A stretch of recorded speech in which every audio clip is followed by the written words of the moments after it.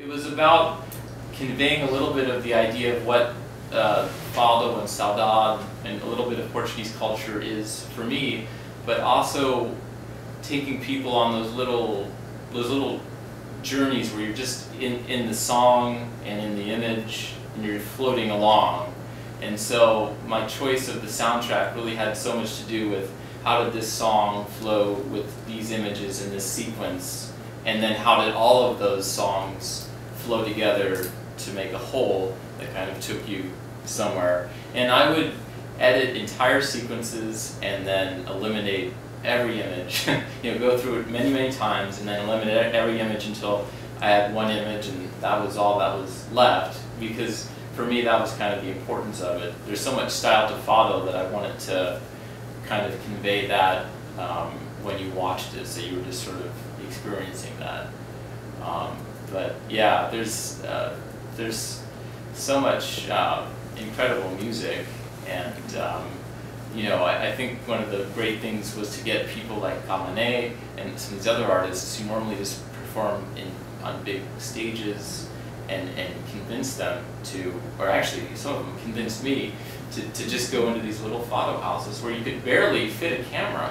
I mean, I had no room almost to frame any other shot because that's all the room there was in the Fado house. And I remember putting up begging the owner of that one place, Mesa de Frades, to let me put up a light, because Fado, obviously, they usually sing it with no light at all, almost. It's just kind of candlelight. And gosh, he was not happy about that, that light. It's like, I can't stand it. But I felt like I was doing a service to the people who were going to watch the film eventually, right? Because you don't want to just see a black screen when you go to a movie. That's great, but come on, where are the images? So, but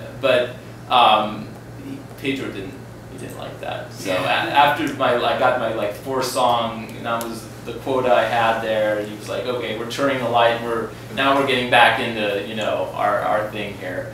And that was the wonderful thing about that particular Fado house, and there's others like it. I mean, they're just into the music. So people go in there, and these star performers go in there just to hang out, and then they'll impromptu say, well, I just feel like singing a little something, or playing a guitar. Kamane's not known for playing the guitar, but I mean, on stage, but there he is playing a guitar.